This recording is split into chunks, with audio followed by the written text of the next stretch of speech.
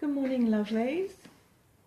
I'm going to be talking about finishing this morning.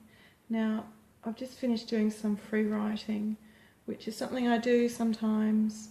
It's like a stream of consciousness, kind of writing to a specific idea, writing easily, writing freely, no censoring, just let what comes up come out and spill onto the page. And it's very I find it wonderful for getting into a flow, getting unstuck, diving more deeply into something that just feels like I can't penetrate the why of. And so I've got some notes here, and it's not something that I usually do when I talk on these videos. I usually just talk about the thing, but I really like what came out, and so I'm going to talk to these notes. And I was exploring, you know, I write a lot about finishing, and I wondered how it was possible that I have so many finishings, endings in my life, far more than I have beginnings, even though I feel like I'm beginning again all the time. And endings and beginnings, I kind of feel like they're interchangeable somehow. And that's another idea that I explore a lot of. But I wonder if the reason that I have so many endings is because the cycle began so long ago, I can't even remember where it began. And so finally, I feel like it's finishing. But it's not quite finished. You know, it's such a long cycle. It's not quite finished. It's just a finish for this particular cycle. And then the next part of it begins, and I head towards the next finishing point of a particular cycle. I think that's pretty true. You know, seasons, for example. Seasons come and they roll around, and they roll around and they roll around. I think pretty much everything in life has a cycle, and perhaps the reason that my cycles tend to stretch out for so long is because some of them simply are really long life cycles made up of smaller cycles within. And maybe it's because I resist certain parts of that particular cycle. Maybe I get stuck in the resting period. Maybe I get stuck in a feeling like I need to produce all the time, and I can't allow the falling away to begin so that I can rest into that particular cycle.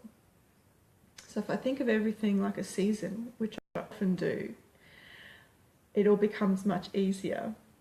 And so, you know, even now I start with the intention of following these notes, but really the notes that I take and the writing that I do, this free writing, just loosens up all of this debris, all of these jigs around all of these ideas that I have about a certain topic, and it helps me to process them and, you know, let them come out, and I can share them with you. Today, and for the rest of this week, I'm going to be in the Affery's Earth cycle. My video is starting to freeze. I don't know if you can hear me. I'll try and finish up fairly quickly and not move around too much. I'm going to do the final editing pass for Affery's Earth. And I've said that before, and every time I've said it, I believed it. So, but this time, leaves are starting to fall outside. I'm going to sit in that space for a while and meditate, and really allow this to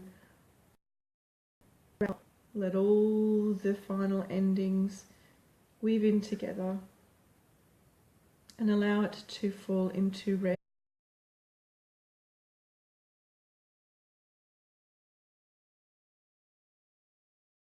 and release it out into the world.